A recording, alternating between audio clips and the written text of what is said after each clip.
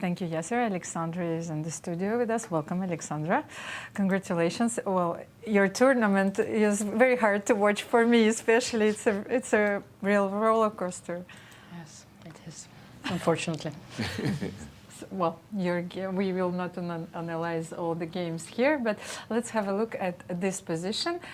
Your move, bishop b4, is quite a rare move, but I think by transposition you can get to those positions. Well, probably. I didn't know that this line would happen because there are so many lines in the this open Ruy Lopez, and she didn't have any games. So I just saw that there was a game actually in St. Louis between Shankland and Sivian, I think, with this bishop f4, king h1, and okay, I thought that it's a relatively fresh idea. Of course, it should be about equal, but unfortunately, I mean, that's nowadays theory. So your opponent surprised you, but you surprised her. Well, she didn't surprise well. because I was expecting the open Ruy Lopez, but I didn't know which line, yes, because there are several pretty drawish lines, and you're kind of trying to come up with an idea in every single one of them. So this one was not okay. That was just one of the possibilities, and. Yeah, so queen c8, I didn't look at home. Maybe small inaccuracy. What did you expect in this position? Well, I don't know. I didn't know what to expect. I knew that in this game between Shankland and Sivian, king h8, I think, was played. There was another game with queen b6, which is also quite inaccurate because of bishop g5 and then f4 and g4.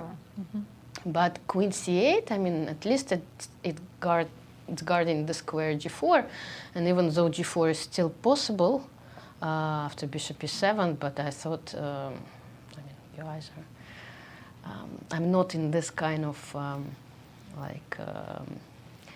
right now, my conditions are not the best one to go for such complications. So I decided to play 4. By the way, we switched the computer off because we decided to analyze this game because it was very highly complicated from a human perspective. I wanted to know what Alexandra thinks here. So after queen c8, you took bishop e7, and you went for the typical idea. Yes, because she was. It's clear that she's going to play d4, and I decided to prepare the counterplay on the a file after that. And here it's at every moment there is some kind of choice, which makes difficult for black to play. Rook a7, for example, rook d7 was possible, and I was hesitating whether to take just on d7 and take on d4, and okay, it still should be a draw, but I'm kind of easier to play for me. There was another possibility, but okay. But the d takes c3, yeah, I was thinking for a very long time. I was choosing between queen b1 and queen f3. But I didn't see anything, because the idea is that after rook d7 there is bishop f5, or at least.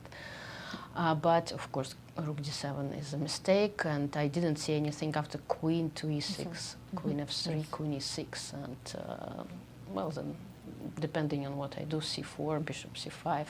That's why I played queen b1, and she surprised me with bishop h4. I didn't expect bishop h4 after queen b1.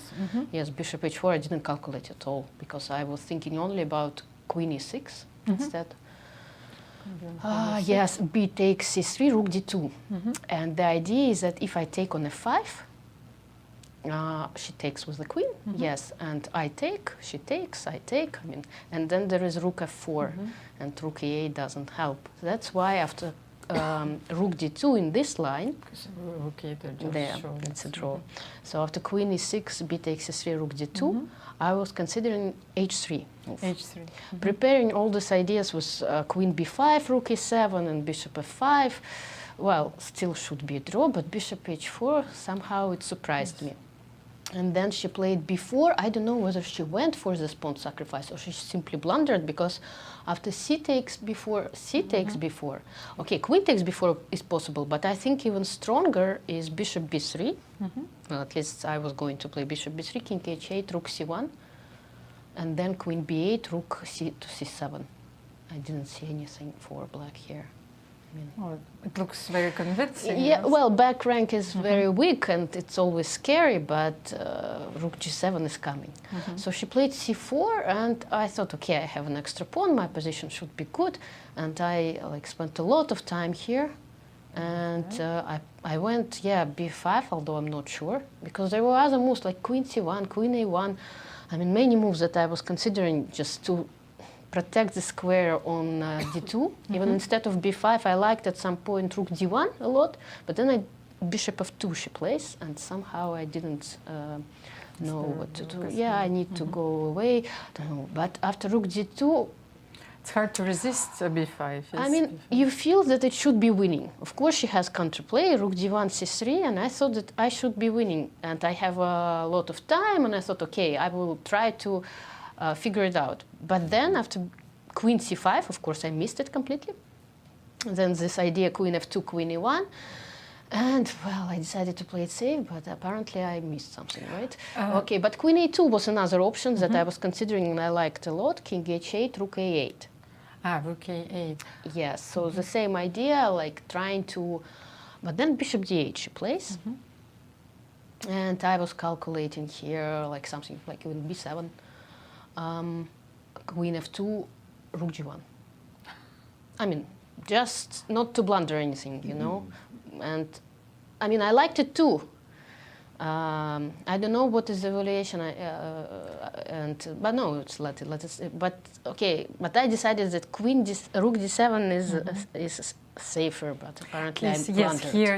Here we, at least I can tell you, because in this position we saw that after rook d7, black had this incredible possibility to save the game, or at least to stay in the game after rook g2, because you cannot take the rook. That would be very unfortunate. I mean, that would be very unpleasant to see on the board, of course. Yes, so, but of course I shouldn't miss such possibilities for my opponent. Wasn't time pressure here? Well, she liked her plan with queen e1, but I don't think it's so dangerous, because, okay, I captured, she takes...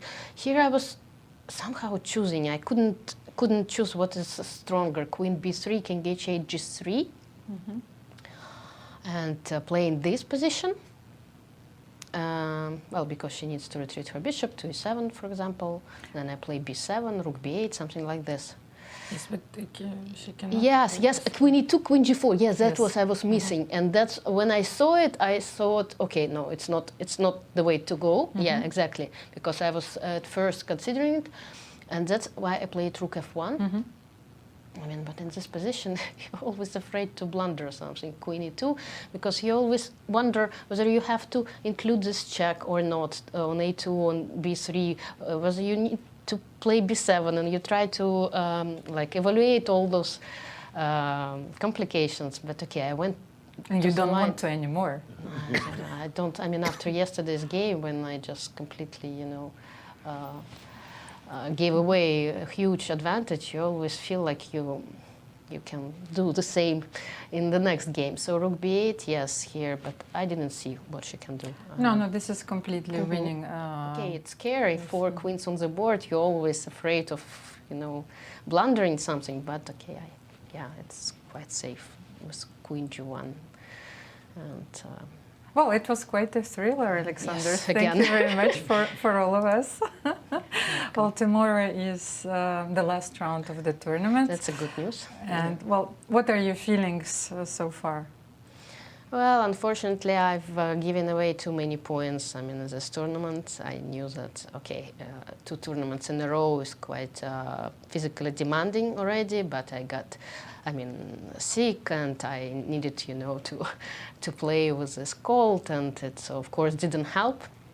And but again, I think I'm playing here better than I played in Cyprus, and the quality of the game of the games sometimes very good. Of course, this whole situation was taking away my whole, like the whole point. It didn't help. I mean, it took away some energy, not even physical energy, but emotional energy, and it matters. But again, as long as I win. At least, I mean, even after losing, but it's already good. But because in Nicosia, for example, out of 11 rounds, I won only 1. And here, it's been already quite a few. Thank you, Alexandra. Thank you. And indeed, our congratulations. We thought it was a thriller.